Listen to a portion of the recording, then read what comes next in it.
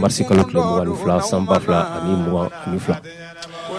kunnafoni bakuruba minnu bɛ an bolokɔrɔ sɔgɔmada in na n ye taa kumaso ba kɔnɔ dɔgɔkun furancɛ in kɔnɔna na Goodluck Jonathan n'o ye CEDEAO ka ciden ye a tun bɛ an faso kɔnɔ ni maaw ye ɲɔgɔn ye kumaw falen na u ni ɲɔgɔn cɛ nka hakila anw jɔlen bɛ yɔrɔ min anw ko min o ma kɛ olu hakilina ye CEDEAO yɛrɛ ɲangili a bɛ sariya kɔnɔ a tɛ sariya kɔnɔ an delila ka Mohamed Ali Bacili ɲininka CEDEAO ko in na ko Mali ka sɛbɛnfurala dɔn ka CEDEAO ka attaquer fɛn min ye sariya sobaw ye Mohamed Ali Bacili ale b'an bolokɔrɔ sɔgɔmada in na an bɛna kuma o kan balimaw marisi kalo tile 8 o ye musow ka don ye n'o ye 8 mars ye sibiri don c'était des enfants maaw tun bɛ u ka 8 mars la anw ye maa ci n'o ye Ablaye Kanta ye an bɛn'o lase aw ma ka fara fɛn min ye Lafiyabugu ɲaman terejugu in ye an b'a fɔ o ma ko Kilimanjaro an y'a ye k'a fɔ dɔgɔkun furancɛ in kɔnɔna na fɛn min ye ozone ye anw ka jamana ɲɛmaaw de taara ka taa maa wɛrɛ wele ka na anw ka b'anw ka nɔgɔ cɛ ozone dɛsɛra jamana kɔnɔden minnu bɛ ozone bolo baara la u bɛ kalo 7 fo kalo 8 u m'u sara o sɛgɛn bɛ an balimamusow n'an balimacɛw kan nka anw bɔra bourse du travail la dɔrɔn anw taara ka taa ɲamanton in ka taa ɲininkali tɛnku an baw ni an kɔrɔmusow n'an balimamuso minnu bɛ ɲaman cɛla ye ani fana voirie ka maa min bɛ ɲaman in kɔlɔsi an ye kuma galamanin tɛnku olu da la a bɛ n'u bɛɛ lajɛlen lamɛn ɲɛta kumaso kɔnɔ Mali ani Russie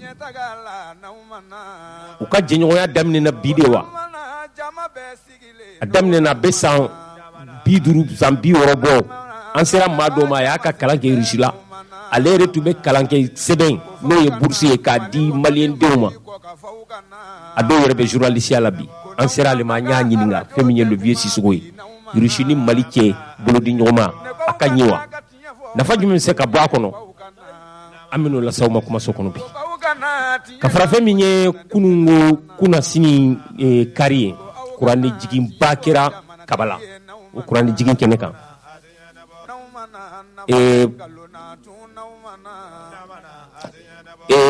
Kabala fɛn min ye 7e promotion minnu bɛ kuranɛ durusi olu ka bɔli hakilila bɔli a jɛkulu in tɔgɔ dara Ablaye Koyita de la Ablaye Koyita tun bɛ kɛnɛ kan anw yɛrɛ ka président n'o ye Fode Tunkara ye ale tun bɛ kɛnɛ kan ani kalanso in ɲɛmaaw o kɛnɛ kan Basila tun bɛ yen Seydou Kulubali tun bɛ yen ani Amzawo olu ye fɛn min sɔrɔ o kɛnɛ kan an bɛn'o fana lase aw ma fo ka fara jɛkulu dɔ bɛ yen n'o ye Coged Mali ye o ɲɛmaa ye Modi Sidibe hakili jakabɔ jɛkulu don denmisɛn biɲɛkɛlaw don u fana kan k'u ka kumakan nabɔ jamana joli la an ka bi mɔgɔ welelen ye mɔgɔ bisimilalen o ye Modi Sidibe n'ale o tɔn ɲɛmaa ye a hakilina ye mun ye CEDEAO ko la Mali bɛ cogo di bi gɛlɛyaw bɛ cogo di embargo Faransi ni Mali CEDEAO a y'i da don la maa hakili juru carilen don ale de kɛra an ka mɔgɔ bisimilalen ye sɔgɔmada in na balimaw ninnu de ye kunnafoni wɛrɛw bɛ ɲini ka fara aw kan nin bɛɛ lajɛlen bɛ lase aw fɛ Ibrahim Diallo Thiou nɛgɛ karafɛ juru Amza Sidibe bi ta ye filako ye bi journal ka di balima cɛ ni muso denmisɛn ani makɔrɔba aw bisimila an ka kumaso kɔnɔna na inchallah jama sigi bɛ n'aw mana ko faw ka na Mali kɔnɔ ni Mali kɔ ka faw ka na Balima silamalo anga miri doni dugu je o je sayana do wauna balima silamelo beki miri doni dugu je o je sayabi do dauna balima mu'min jama anga miri doni dugu je o je sayana do wauna o ko ndene nege ni tan ni sabawati saya bidodona ani kuna fuluso saya midomwauna angundigi feminye saya yotuna anga premier ministre ko saya yotuna anga ministre de la défense ko saya yotuna anga jemu fanga tutige bagado kadaka tumbe adema association na wolde adema lan kasi senka no ye Ismaël Boubé Maïga Mariata Furujeyo Antanya Zainabu Furujeyo Sayayotuna fana kuna foni radio nyeta konna la binatu mi nyafo nyana nege nyetan saba wati kunungo an fana nye nyege juru bambanka amasruma mocha mawele ko chela tuma radio nyeta ni maso Sidi Ibrahim Jiri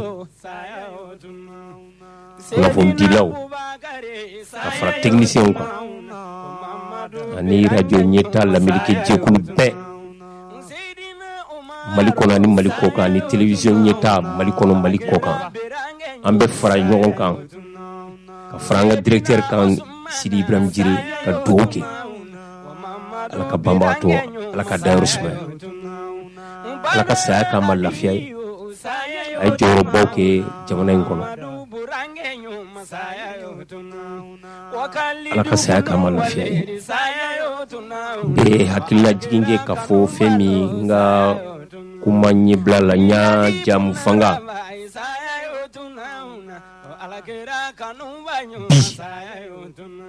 oui 22 mars civil on ke 26 mars o 26 mars samba clinique me ko toni bi ko toni kile soma bourse du travail là Boubé Ismaël Boubé Maïgaou Alpha Omar Konareu Amidou Diabateou professeur Yoro Diakteou maître Muntaga Tall Bakari Karambe alaka hinala professeur Malamine Traoré alaka hinala Jimondi Dambelou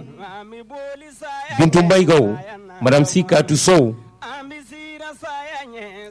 au 26 mars soma nous bela ni ban ni muso ban nous de tume bourse du travail là mate saka jemu fanga ko ni kuma fo kanyina Boubé ko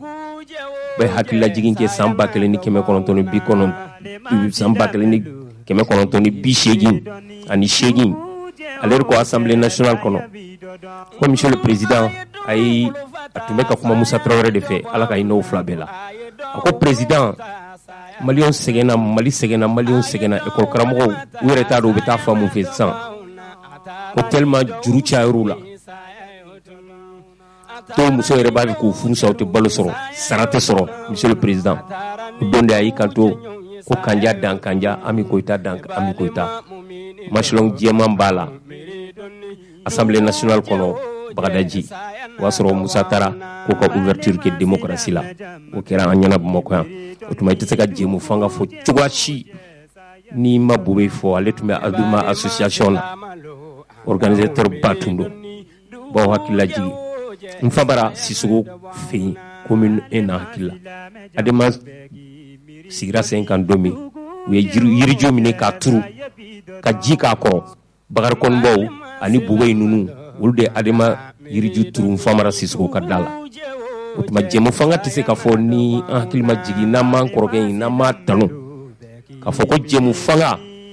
adon kama aynyesi abe Moussa assemblée kono kuma na Moussa fe Moussa tumse ka mine ka do kasola adon kama chetu manchade mumbi nyewo Moussa Traoré nyela ka foye jamana nyema jamana ka gelen école karamo ko te sarasoro maw segena ay retado ambe munke tugu ayo ujoro ayo fa wudu chetu manchade betun seki nye jo Moussa Traoré nyela assemblée nationale kono adon Moussa be fangala ka foko iye ni kuba ifo Moussa ko jamana do segenendo ni mata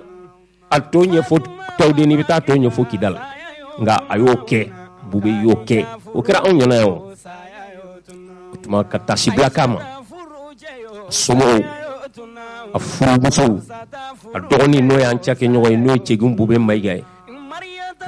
duwawu kɛ Ala ka hinɛ a la Ala k'a dayɔrɔ sumaya Ala k'a u mɛn ka saraka bɔ a ye nka Bube yi waati min na san 2000 ani san 18 jamana ɲɛma kalafili tako filanan na i bɛ ka fanga kɔnɔ a tun ye kuma ta fa y'i kanto ko maaw ka t'u ka kalafili sɛbɛnw kɔni t'u nɔfɛ hakililajiginw don an ka fara ɲɔgɔn kan an ka Sumayɛli Bube Mayiga an ka lamɛn. Hakilila min ye n bila la a y'an sigi ka jateminɛ kɛ an ko jamana bɛ yɔrɔ min na sisan an mago bɛ mɔgɔ la min bɛ jamana dɔn fɔlɔ mɔgɔw dalen bɛ mɔgɔ min na mɔgɔ bɛ se ka mɔgɔw fara ɲɔgɔn kan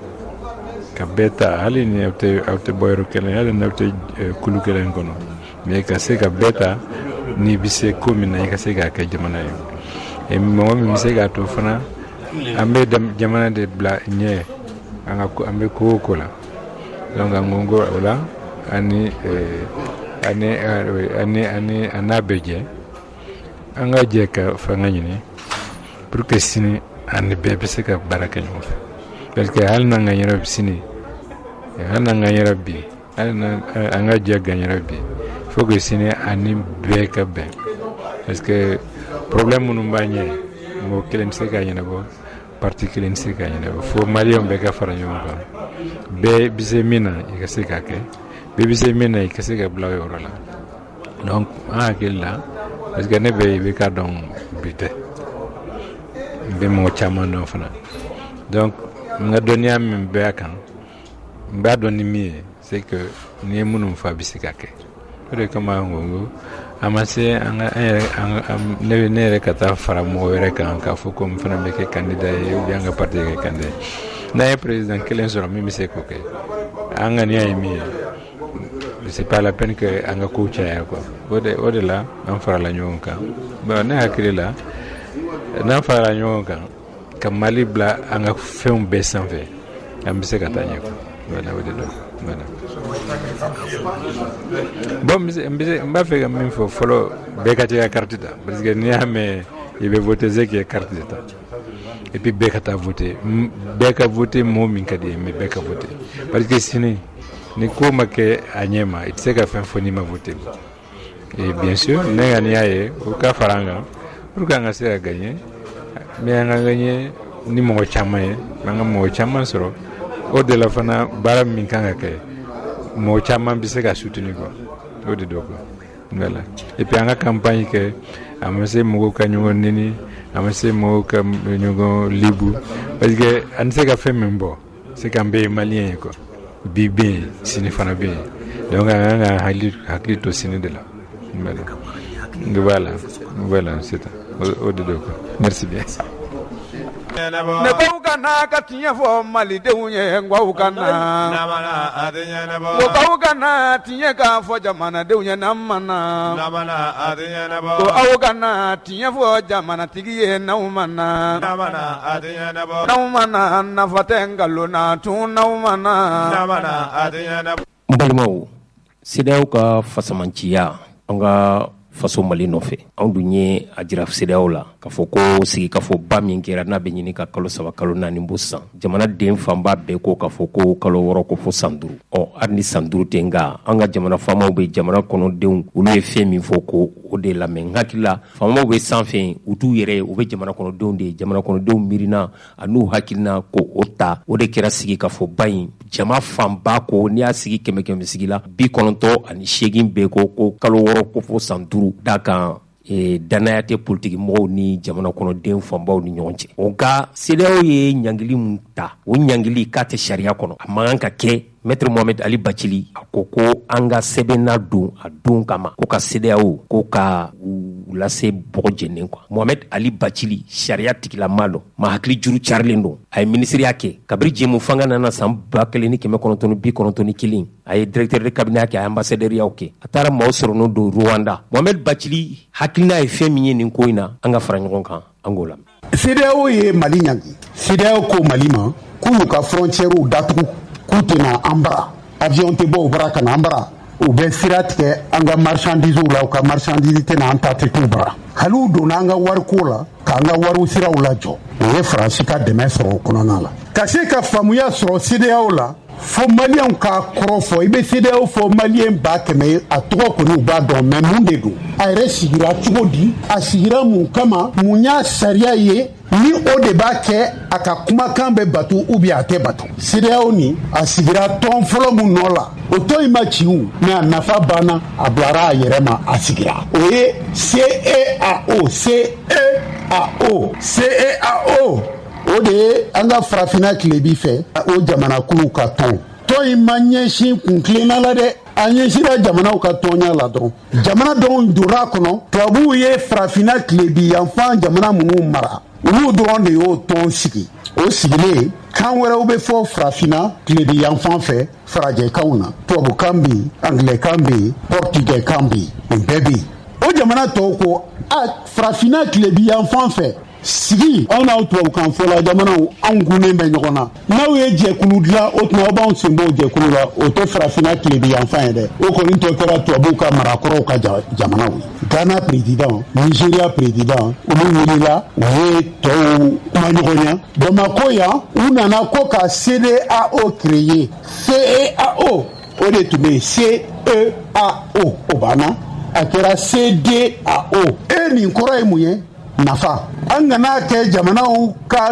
tɔn ye dɛ an ka kɛ an ka jamanadenw ka nafa sira ɲiniyɔrɔ ye communauté économique an ka jɛ sɔrɔ la nafa la an ka jɛ sigi o de ɲinini kan an ka jamanadenw ɲɛ aw ta y'a politikelama ye CEAO an ka jamanadenw hali ni politikiw tɛ kelen ye u ka yiriwali kɔni nɔrɔlen bɛ ɲɔgɔn na u ka sɔrɔw ɲɔgɔnlen bɛ ɲɔgɔn na donc an ka sira labila u ka se ka sɔrɔ kɛ o kɔnɔna na sigiɲɔgɔnya kɔnɔ an ka sira labila u ka se u yɛrɛ damaw ka taama ka sɔrɔ ɲini u ka sɔrɔw ka se ɲɔgɔn ma u ka wuli ka sira taamaw kɛ ka se ka sɔrɔ sɔrɔ donc tɔn in a mana sigi politique kan dɛ a sigira ko ka jamanaw sɔgɔ ɲɔgɔn na u kana se ka fara ɲɔgɔn na a jamanadenw bɛɛ ka wuli k'u ka sɔrɔw ɲini cogo kelen na jamana in bɛɛ kɔnɔna na jamana frontière kana kɛ balikuru ye u ma u yɛrɛ ka taama kɔnɔ frontière kan'u sɛgɛ n'u bɛ wuli ka taa visa kow ni fɛnw u ka n'u ka jamana carte d'identité ta dɔrɔn i ka taa n'a ye Lomé i ka taa n'a ye Abidjan fo i kana y'a la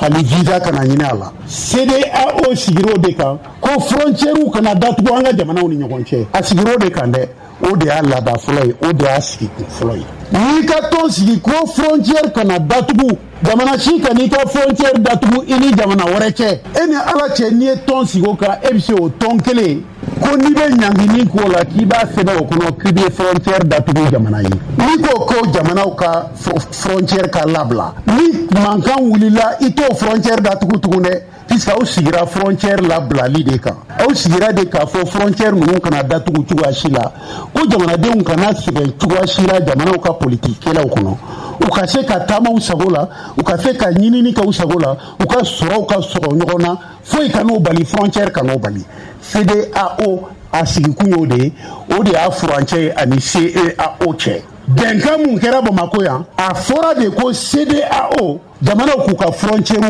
a kana datugu u ni ɲɔgɔn cɛ a ka dayɛlɛ u ni ɲɔgɔn cɛ u ka jamanadenw ka taama kana bali frontière ka k'o sababu ye u ka jamanadenw ka sɔrɔ kana bali frontière ko y'a sababu ye a sigikun y'o de ye a laban y'o de ye a kuntilenna y'o de ye a b'i komi sisan n'i ko k'i ye silamɛ ye a dulɔ tɛ nin jɛnɛya tɛ kɛ i bɛ sariyaw k'a la CEDEAO fana sariya ye nin de ye est ce que i bɛ se k'a fɔ ko ni nin sariya ye nin ye i bɛ se k'a fɔ silamɛya sariya ye nin ye k'i bɛ taa dulɔ min ka taa misiri la est ce que CEDEAO bɛ se k'a fɔ an sigikun ye de frontière kana datugu maintenant ni mun kɛlɛla an bɛ frontière datugu donc u yɛrɛ ka sariya kɔnɔ u ye ɲangini minnu k'a la frontière datugu t'a la kuma t'a la a ma sɛbɛn a kɔnɔ a t'a yɔrɔ si u ye sariya dɔ ta Dakar décembre kalo o tile 21 fan 2001 u ye ɲanginiw kɛ o de kɔnɔ o sariya kolo 45 na sanction 3 de b'a kɔnɔ ko n'i ye ka sariya sɔsɔ n'i ka jamanadenw b'a fɛ ka poste dɔ ɲini ko ONU la i ko diɲɛ tɔnbaw la ko CEDEAO jamana tɔw t'i ka jamana dɛmɛ k'o di ka jamanadenw ma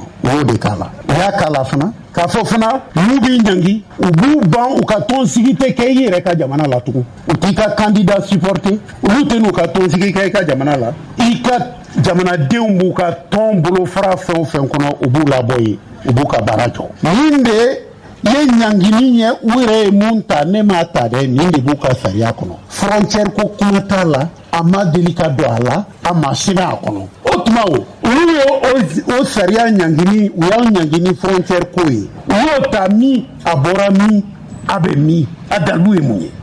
an ka jamana ka kan ka bɔ ni nin kumaw de ye ka nin de sɛbɛn k'a ci diɲɛ fan 14 kɔnɔ ni kɛlɛ mun b'anw fɛ yan ni mun taara an kama a ma ta sariya kɔnɔ a ma ta CEDEAO sariya kɔnɔ donc yɛrɛ sago kɛ b'a kɔnɔ a tɛ bala ne la ne y'o de fɔ tubabukan na o jamanatigi minnu bɛ t'i sigi ka CEDEAO k'u b'a sariya fɔ u bɛ mun kɛ u yɛrɛ ka jamana kɔnɔ u yɛrɛ ka jamana kɔnɔ u tɛ sariya bato u yɛrɛ ka jamana kɔnɔ u sago de bɛ kɛ u yɛrɛ ka jamana kɔnɔ ka sira tɛ jamana sariya kuma la ni mun ka d'u ye don min o de bɛ kɛ ni mun ko i b'i kankan o n'o cɛ u bɛ ta tiɲɛ o tuma mɔgɔ mun t'u yɛrɛ ka jamana sariya bato olu de bɛ taa sigi CEDEAO kelen in kɔnɔ yen u degelen tɛ sariya bato la donc u b'u yɛrɛ sago kɛ Mali ɲangini a kɛra yɛrɛ sago kɛ ye puisque a t'u ka sariya kɔnɔ a t'a kɔnɔ bi a t'a kɔnɔ sini n'a b'a kɔnɔ u ka bɔ k'a yira an na ni a t'a kɔnɔ i bɛ se k'i miiri i b'a fɔ bon peut-être CEDEAO yɛrɛ m'a ta CEDEAO y'i kanto de a jamana minnu bɛ yan ni anw tɛ se k'a ta aw kelen-kelen na n'aw taara aw ka so y'aw ka frontière datugu aw ni Mali cɛ parce que sariya dɔ bɛ yen i b'a bila i kunna jamana bɛɛ b'a yɛrɛ sago la bɛɛ b'a ka yɛrɛma hɔrɔnya kɔnɔ o kɔnɔna na ni mun ka di ye i b'a kɛ donc a bɛ se k'a f'u ye hali n'anw m'a ta an b'a ɲini aw fɛ n'a taara aw ka frontière datugu CEDEAO bɛ se k'o fɔ jamana ninnu ye mais ni CEDEAO y'o fɔ CEDEAO y'a yɛrɛ sigi kun sariya tiɲɛ n'o ye k'a fɔ frontière kana datugu cogo si la olu yɛrɛ ma sɔn k'o sanction sɛbɛn u ka protocole kɔnɔ mun na u ma mun sɛbɛn u ka protocole kɔnɔ mun na aw b'a fɔ jamanaw ye k'u ka t'o kɛ ni jamanaw fana sɔnna i ko minnu y'u ka frontière datugu Mali la bi o de la ne ko n k'an ka taa tribunal la olu ye frontière datuguli mun kɛ a bɛ ka tɔɔrɔ mun da maliyɛnw kan olu de jo t'o la o an ka taa ɲini sariya bɛɛ b'a fɔ ko n'i ye maa tɔɔrɔ i kɛta kɔnɔ ko k'a ka tɔɔrɔ k'o sara d'a ma k'i bɛ se k'o kɛ Mali ka taa CEDEAO cour la réparation du préjudice u k'an tɔɔrɔli mun kɛra CEDEAO ka a sara an ka gouvernement ɲɛ parce que jamanaw de y'anw sɔsɔ jamana tɔw de ye CEDEAO sɔsɔ Mali ma CEDEAO sɔsɔ hali sini Mali ma sariya sɔsɔ hali sini minnu ka frontière datugu u kelen-kelenna b'a dɔn k'o tɛ CEDEAO sariya kɔnɔ u kelen-kelenna b'a dɔn k'u ni Mali cɛ bɛnkan mun b'an cɛ jamana ni jamana o t'a kɔnɔ donc n'u ka frontière datugu olu de ye sariya sɔsɔ n'i ye sariya sɔsɔ ka mɔgɔ tɔɔrɔ hali n'i taara tribunal la a bɛ fɔ ko i tɔɔrɔla i bɛ joli ɲini an fana bɛ taa dɔ ɲini kɛ an bɛ taa ɲini an b'a ɲini CEDEAO bolo an b'a ɲini UEMOA bolo o mun sen tɛ CEDEAO la n'o fana nan'i sen don an kɛlɛli la wariko la ni CEDEAO condamnera an b'a condamnation ta k'a ɲɛsin u ma an b'a fɔ aw de y'aw da don a la dɛ BCEAO aw de y'aw da don a la dɛ BCEAO a ye wariko in lajɛ dɛ wariko in de ye ko bɛɛ ye aw y'aw da don a la a y'an tɔɔrɔ a y'an ka wari sara an ka dossier labɛn mani n'i ma fɛn mun ɲini n'i ma tu mun gosi t'a kɔnɔ fɛn dɔn an ka taa nin t'u gosi diɲɛ k'an kumakan mɛn u b'a dɔn ko maliyɛnw fana tɛ kunfɛ mɔgɔ ye u b'a dɔn ko Mali fana a hakili b'a yɛrɛ la a jan b'a yɛrɛ la hali n'a n'i jɛra a tɛ ɲina a yɛrɛ kɔ mais n'an tora nin kuma in na tan an bɛ taa kɔni a ba un tel vive un tel mais n'an tora nin kuma la an ɲinana an yɛrɛ kɔ dɛ f'an ka bɔ ka kɛlɛ kɛ de ni kɛlɛ mun n'a sera n'i m'a kɛ a b'i tɔɔrɔ dɛ an ka kɛlɛ tɛna sera an ka kɛ a bɛ diya n na a tɛ diya n na o ye Ala ka ko dɔ ye mais an ka kɛlɛ in kɛ parce que a tɛ se ka kɛ kɛbali ye f'an ka ninnu bɛɛ de attaquer ni dossiew ye ka dossiew ladon tribunal la k'a ladon cour de la CEDEAO la k'a yira k'a fɔ minnu jamana minnu ka frontière datugu u si man kan ka kɛ a tɛ an ka CEDEAO sariya kɔnɔ a tɛ an n'olu fana cɛ sariya kɔnɔ ko o gɛlɛya nana an n'u ka jamana fila cɛ k'u bɛ frontière datugu an ɲɛ donc olu de ye sariya sɔsɔ anw tɛ a y'o fɔ hali sini jamana tɔw de ye sariya sɔsɔ CEDEAO kɔnɔ Mali ma sɔsɔ Mali bɛ se k'a yɔrɔ dɔ sɔsɔ a fɔra ko coup d'état kana kɛ ni coup d'état kɛra o bɛ yen a ma fɔ ka sanction ye nin ye dɛ nin t'a sanction nin tɛ an tɛ maa dɛmɛla ni nin kumaw ye dɛ an b'an ka jamana de dɛmɛ ka yira an ka jamana an b'an yɛrɛ dɔn an bolo b'an yɛrɛ kɔrɔ an hakili b'an yɛrɛ la an t'an yɛrɛ labila maa ka sariya boli cogo jugu kɔnɔ kan tɛ kuma fanga kuma di fanga yira ni jamana tɔw la k'a fɔ an fana ye jamana mun ye an hakili b'an yɛrɛ la donc n'i y'o ko lajɛ a bɛ fɛn dɔ ko fɔ o a bɛ fɛn dɔ ko fɔ n'i y'a ko lajɛ i b'a ye k'a fɔ jamanaw minɛ cogo tɛ kelen ye nin ko in kɔnɔ dɛ a bɛ fɔ CEDEAO sariya kɔnɔ ko maa si tɛ se k'i to i ka fanga kɔnɔ k'i ka fanga sariyaba yɛlɛma e ka mandat bannen pour que i ka se ka mandat kura sɔrɔ k'o kana kɛ jamana dɔw y'a kɛ an t'u tɔgɔ fɔ Côte d'Ivoire y'a kɛ Togo delila k'a kɛ La Guinée y'a kɛ o mɔgɔw ma wele CEDEAO la hali tile kelen k'a fɔ sariya sɛbɛnnen filɛ aw y'a sɔsɔ sariya mun sɛbɛnna n'o sɔsɔra o kuma ma fɔ mun ma sɛbɛn o nana boli anw kan a bɛ fɔ ko mun ka girin sariya tɛ s'o ma dɛ a ma k'an ka jamanaw kɔnɔna ye donc jamana minnu ɲɛna k'u ka girin CEDEAO kɔnɔ olu b'u sago kɛ fɛn tɛ k'u la n'o tɛ ne ye nin fɔ an bɛ IBK kɛlɛ tuma min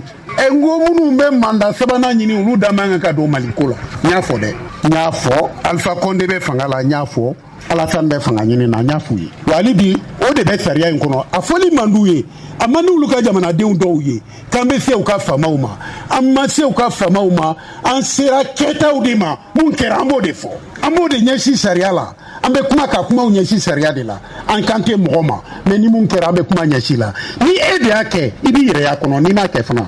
c'est pareil an b'a fɛ ka nin yɔrɔ fɔ ka jɛya mɔgɔ ka bɔ a la birifini tɛ biri an kun na bara tɛ don an da la CEDEAO k'o dɔn an bɛ kuma Mali la kun wa an tɛ manamanakan fɔ la an b'olu wele sɛbɛkan de la u kana an jaabi sɛbɛ la n'u ye nin mun kɛ ni sɛbɛ don ni sɛbɛ tɛ ko CEDEAO ka bɔ ka kuma k'u ka administrateur François Brou a ka bɔ ka kuma le président Nana Akufo-Addo a ka bɔ ka kuma kɛ ni Mali ye nkalon de tigɛ a ka fɔ jaabiw b'an bolo sɛbɛnni bɛ yen an k'a fɔ an ma foyi kɛ k'a ye k'a bin an kan an b'o de kɔnɔ CEDEAO sariya so a bɛ CEDEAO sariya bɛɛ kɔnɔ u ye texte min fɔ sisan u ye sariya mun ta Dakar le 21 décembre 2001 ko ni fɛn o fɛn kɛra CEDEAO ni jamanaw cɛ ni fɛn o fɛn bolila jamana dɔ kan n'a ma bɛn i ma k'i bɛ taa ou bien ni fɛn o fɛn bolila CEDEAO jamanaden dɔ kan n'a ma bɛn i ma i ka jamana kɔnɔ k'i bɛ se ka taa CEDEAO sariya so la u bɛ tiɲɛ fɔ wa n'u ye kiiri tigɛ kan mun kan jamana man kan ka ban CEDEAO kɔnɔ k'u ka kiiri tigɛ kan bato o de b'a kɔnɔ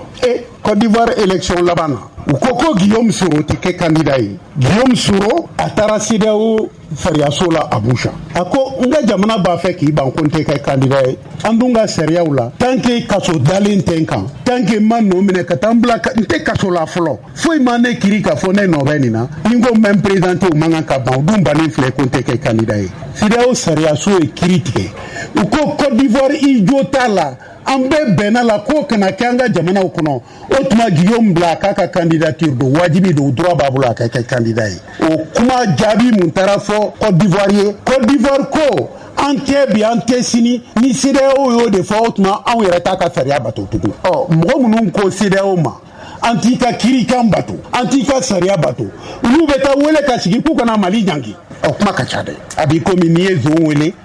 k'a ka taa fɛntigi kiri o kiri bɛ diya dɛ puisque a bɛ dommage intérêt ɲini a b'a fɔ i ka da sɔgɔ tile la ne mɛnna ka sɔrɔ n ma se k'i ka da yɛlɛ i fana ka n dédommagé parce que suɲɛli gɛlɛyara kojugu ne ko ka na ka tiɲɛ fɔ malidenw ye n ko ka na ko k'aw ka na tiɲɛ k'a fɔ jamanadenw ye n'an ma na ko aw ka na tiɲɛ fɔ jamanatigi ye n'aw ma na n'aw ma na nafa tɛ nkalon na tun n'aw ma an balimaw ni maa min ko 8 mars ko an balimamusow ni an musow ani an baw ni an denmusow o 8 mars kalo bɛɛ de bɛ kɛ a la ka cité des enfants na ɲɛmakɔrɔ muso jɛkulu dɔ ye wele bila radio ɲɛtama an ye maa min ci ka taa o ye Ablaye Kanta ye Ablaye Kanta ye fɛn min sɔrɔ kɛnɛ kan an ka fara ɲɔgɔn kan an k'o lamɛn 8 mars hukumu kɔnɔ 8 mars an balakaw tɔgɔla don ye diɲɛ kɔnɔna na ka sanga an balaka minnu tun bɛ baara kɛ lamɛrikɛn jamanaw kan kabini san 1870 wagatiw la kabini o don fo bisa laɲini kɛra ni ka nin don kɔfɔlen ka kɛ an balakaw tɔgɔla don ye diɲɛ kɔnɔna na ka sanga o de masa an balaka minnu bɛ n'olu ye karamɔgɔ musow ye n'u bɛ kalan kɛ kalansow la ka daminɛ den tantannu n'o ye zadandenw ye ka taa bila fo lisew la u farala ɲɔgɔn kan ka kɛ jɛkuluba kelen ye jɛkuluba min n'u ka maɲɛma ye madamu bagayoko ayida kante ninnu y'u ka 8 marisi laɲɛnamaya nin ka bɛn marisi kalo tile 19 ma denmisɛnw tɔgɔlayɔrɔ min filɛ nin ye ɲamakɔrɔka olu fɛ nka nin sigi bonya n'a karama n'o ye a denbaya ye o tun bɛ an ka kalanso minisiri maɲɛma bolo Dede Usman ale min ka ca ɲɛsinen bɛ kalan ani lamɔ o sabatili ma an ka jamana in kɔnɔna na yan an sera min sɔrɔla ka bɔ nin kɛnɛ kan ye olu filɛ nin ye. Ne tɔgɔ ye Madame Bagayoko Ayida Kante. Ne bɛ tɔn min ɲɛma bi o ye groupement des femmes éducatrices n'o ye école karamɔgɔmusow ye k'a daminɛ jardin na ka se lycée ma ani kazi n'o ye association caman faralen ɲɔgɔn kan yasa ka Mali école ko gɛlɛya wuli ani ka Mali kalanko dilan k'a ɲɛ n'an ko ma ko coalition des associations pour sauver l'école et promouvoir un enseignement de qualité au Mali ne y'o fana présidente ye. An bɔra kɛnɛ jumɛn kan sisan? An bɔra conférence dɔ de kɛnɛ kan n'o ye ɲɔgɔnna faamuya dɔ ye ka musow jɔyɔrɔ yira ladamu cogoya la barisa n'i ko kalan ladamu bɛ kalan kɔnɔ wala kalan bɛ ladamu kɔnɔ denmisɛnninw ka ladamu bɛ daminɛ so o fana ye kalan dɔ de ye kalan suguya ka ca an bara farafinna fɔlɔ den dɔgɔmani a b'a ba kɛrɛfɛ ba b'a dege ko caman na ba de b'a fɔ a ye n'i ye dumuni kɛ i ka taa fɔ ko a barika ni mɔgɔ ye fɛn d'i ma a fɔ k'a ni ce kana nkalon tigɛ ba de bɛ nin bɛɛ don den na den san 3 a bɛ jogo tali daminɛ jogo dilanni bɛ daminɛ so o kalan bɛ daminɛ so n'o kun kalan bɔra a la kalan filanan bɛ na kɛ mun ye o ye kɛnɛmala ye ani sokɔnɔna b'a la mɛ kɛnɛmala bɛ fara a kan barisa denmisɛnnin a tɔɲɔgɔnw fana bɛ mara dɔ d'a ma a tɔɲɔgɔnw bɛ ladamu dɔ d'a ma o fana ye kalan dɔ ye hali den musomanin fɔlɔ ni a sigira nɛgɛkɔrɔ muso o cɛ o bɛɛ dɔ bɛ sigi bɛɛ kɔrɔ n'o ka kɔrɔ ni aw bɛɛ ye o fana kun ye ekɔli dɔ de ye musomanin mana sigi nɛgɛkɔrɔ min bɛ sigi a kɔrɔ o de bɛ musoya cogoyaw f'a ye i kɛra muso ye sisan i kan ka sɔnni ma i man kan ka sɔnni ma cɛ fana min bɛ sigi a kɔrɔ n'o ka kɔrɔ n'a ye o fana b'a fɔ a ye i kɛra cɛ ye i man kan ka i da don kuma bɛɛ la i man kan ka ko bɛɛ k'i kungo ye nka i ka kan ka se i yɛrɛ kɔrɔ i ka kan k'i cɛsiri o bɛɛ kun ye ekɔliw de ye n'an ko ma ko éducation traditionnelle donc nin bɛɛ ye ekɔliw ye nin bɛɛ ye ladamu de ye an kun nana de ka na muso jɔyɔrɔ fɔ ladamu cogoya ni dɔnniya ɲini cogo kan n'o ye éducation ye conférence in thème de kun ye le rôle de la femme dans le processus de la refondation de l'éducation au Mali muso jɔyɔrɔ Mali kura jɔli u bolodali la ladamu sira kan o hakili n'a to a y'a ka ɲina 8 marisi kɛ tan wa awɔ san dɔ la an b'a dɔn dunun ni baaraw de bɛ fɔ ka caya ɲina 8 marisi anw y'an sigi k'an miiri anw y'a ye ala y'an sɔn ɲɛmɔgɔ dɔ la min ka hami belebele ye kalanko ɲɛli ye barisa ɲinan san ni madame la ministre ka cɛsiri kun tɛ examenw kun tɛ kɛ san bɛɛ kɛra ka kalan kɛ ni examen ma kɛ dun baara bɛɛ ma tiɲɛ o tɛ i b'a fɔ i ye binjalan dalajɛ ka essence ta e mago bɛ bin min yɛrɛ la n'a bɛ n'i bɔ kɔngɔ la e y'o bin dalajɛ ka essence ni alimɛti ta ka na tasuma dɔw la madame de ye Mali kisi o bin o jenini ma an balo bin n'o ye kalan ye barisa jamana ka ɲɛtaga ye kalan de ye madame la ministre min y'an kisi o ma anw fana ye nin boloda an ko an t'an ta kɛ jemefɔ ni balafɔ ye ɲina anw bɛ muso jɔyɔrɔ yira kalanko kɔnɔ barisa madame la ministre y'a yira k'a fɔ ko kalanko ko muso de bɛ se k'a dilan ale kɛra o misali ye anw ko o kuma la anw b'o tɔ sɛmɛntiya diɲɛ ko ye an y'a ta k'a kɛ an ka marraine ye yaasa diɲɛ ka bɔ a kalama k'a fɔ a ye min kɛ n'an denw sera ka examen kɛ a o kosɔn an b'a yira halisa ko muso jɔyɔrɔ ka bon o kosɔn nin ko in bɛɛ kɛra madame la ministre de ka yamaruya ni a ka bonya kɔnɔ ale de kun y'an ka denba ye an y'a ko bɛɛ ta k'a di ale de ma wa a y'an jaabi barisa a ko k'a diyara ye a bɛnn'a ma a y'an dɛmɛ n'a seko n'a damayira bɛɛ ye a ye Mali dɛmɛ cogoya min na a ye anw yɛrɛ dɛmɛ ten yaasa an ka se ka musow jɔyɔrɔ yira u la kalanko la denmisɛnninw ka sabatili la jamana ka taga ɲɛ la n'i ko kalan dɔrɔn i ko jamana ka taga ɲɛ o b'a yira k'a fɔ ɲina maa bɛ se k'i jigi da ɲinan kalanko sabatili kan kosɛbɛ ni ala sɔnn'a ma ka an to nin sira kan ni bɛɛ y'a faamuya ni nin minisiri in tora an kunna Mali kalanko ni ala sɔnn'a ma a tɛ tiɲɛ tugun barisa ale mago de don ale ko kalanko ye ale kungo de ye ale ɲɛsinen bɛ o de ma a y'a prévu yira n'o ye examenw kɛli ye ka se ka gɛlɛya wuli k'a bɔ Mali kalanko la o tuma la Mali kalanko ɲinanama a ɲɛli ni ala sɔnn'a ma o siga tɛ anw na ni madame la ministre tora ye o siga foyi tɛ an na ala ka diɲɛ kɔnɔ ne ka taa se san wɛrɛ 8 marisi ma kumakan laban ani dɔwɔlɔn jumɛn bolo yanni ka se san wɛrɛ 8 marisi ma ne b'a ɲini maliden bɛɛ fɛ bɛɛ ka kalanko k'i ka hami ye bɛɛ ka kalanko bila i ka kɛwale kɔnɔ bɛɛ k'i cɛsiri kalanko bɛ ɲɛ cogoya min na k'a kɛ i ka haminanko ye k'a kɛ i ka tagabolo ɲuman ye k'a kɛ i ka laɲini ye n'o kɛra yan'an bɛ se 2023 8 mars ma o b'a sɔrɔ Mali kalanko ɲɛna denmansa bɛ nisɔndiyara n'o kɛra musow yɛrɛ o 8 mars bɛ diya ka tɛmɛ ɲinan ta kan barisa ni denw taara ɲɛ dɔrɔn muso de taara ɲɛ a bɛ fɛn fɛn Mali la yan ko musojuguden mɔgɔ si m'a mɛn fɔlɔ ko cɛjuguden dɛ ni den ma ɲɛ dɔrɔn k'a ba de ma ɲi ko musojuguden tɛ kɛ foyi ye o kuma la musow kɛrɛnkɛrɛnnenya na an k'an cɛsiri n'o tɛ muso ni cɛ bɛɛ de jɛ ye den ye mais anw de tɔgɔ bɛ den kan den ye ba de ye anw de bɛ kɔnɔbara doni kalo 9 ni tile 21 kalo 9 ni tile 15 ka tila tuguni ka den wolo n'an y'a wolo a doni b'an kun fo san 6 den b'a ba kɛrɛfɛ fo san 6 o tuma la ni den ka surun mɔgɔ la cɛ ni muso la den ka surun ba de la o kuma la musow an k'an cɛsiri an ka misaliya ɲumanw di an denw ma an k'an denw mara ka ɲa an ka kalan yira an denw na an ka dɔnniya ɲini yira an denw na an k'a yir'u la fosi tɛ dɔnniya ɲini bɔ mɔgɔninfin n'i donna ko la ni dɔnniya dɔɔni b'i la i bɛ se k'i bɔ o sɔrɔ nka n'i donna ko la ka sɔrɔ i bɛ dibi la n'o ye kalanbaliya ye i bɔda t'i bolo dɛ barisa i tɛ se ka da ye mɔgɔ si t'i to dibi la ka da ye an ka o yira denmisɛnninw na ko kalan ye ka bila yeelen na de ye kalanbaliya ye ka to dibi la an ka fɛɛrɛ bɛɛ tigɛ an k'an seko n'an damayira kɛ an denw kana to dibi la yaasa u ka bɔda sɔrɔ diɲɛnatigɛ kɔnɔ ala ka diɲɛnatigɛ ko ɲuman di an n'an denw bɛɛ ma. Ne tɔgɔ ye Alpha Mahamad ne ye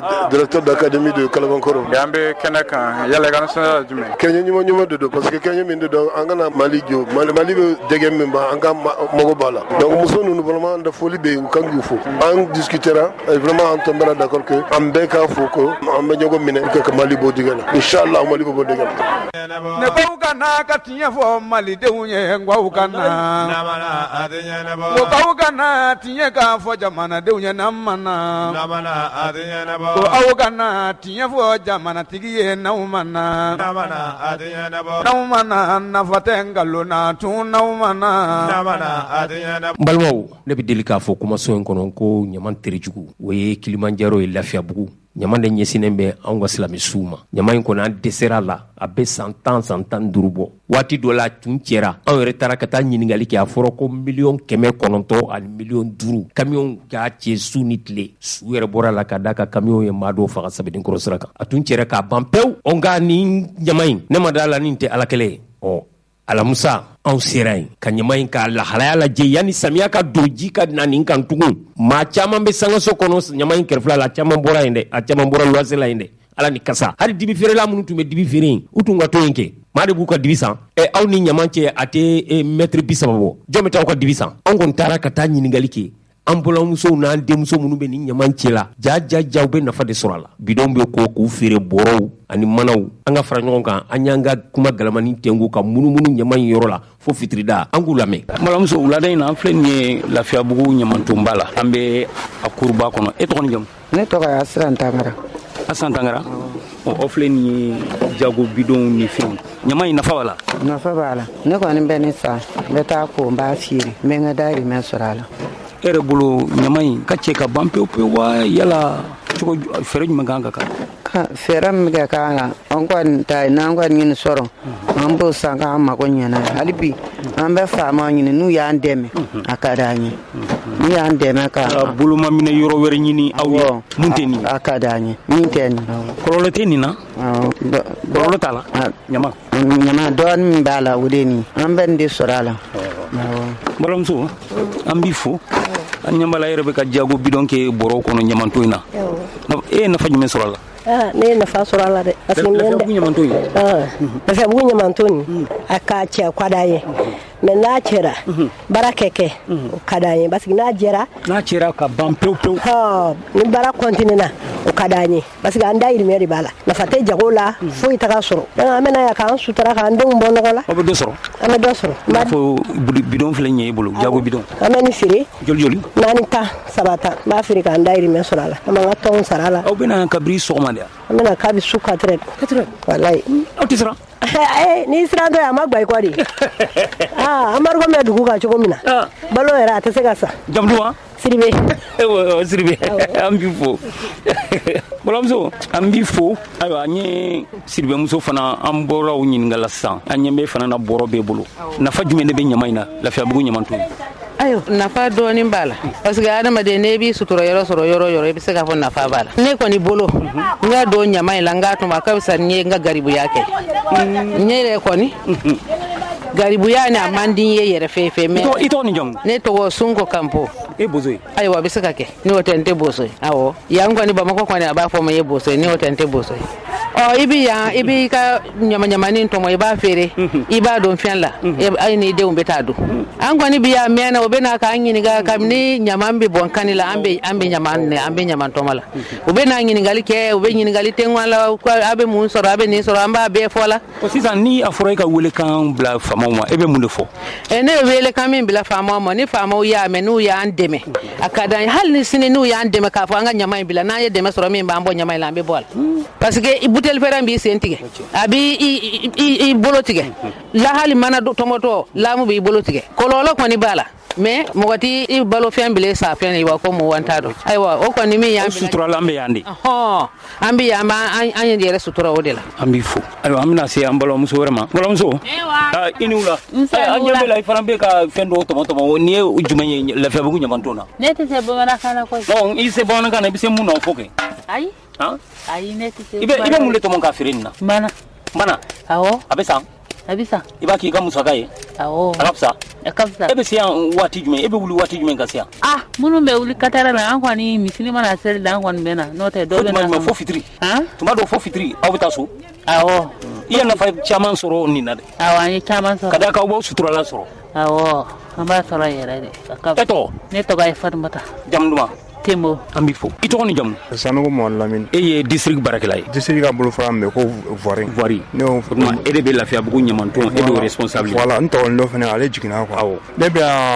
depuis 2002 on a créé ici voilà c'est pas ma couri ay en créé ka ganya mambore anga molimbe ko benta 16 ha nyama mbura anga sawale mejo uto tu bere ga nyama molu kono nyama tebo dimbaraji gina ama kesu flamme sawaye wonsi kunu na nyama kuna ruwa ga kublo pre nyama na bo antoro kono musa marani ibega ga tala ga hinala ko afara ko molu ko joko bala ko parce que population ga pe créer ko nyama ka cha kare kono bon mo jonno na bala woni na nini jawo aso kene ga ozone ngo préparer et c'est tu vois ozone ngo préparer là ozone nana matériel na ozone bolo voiri ga matériel na ma be ozone a be occupé là où nous sommes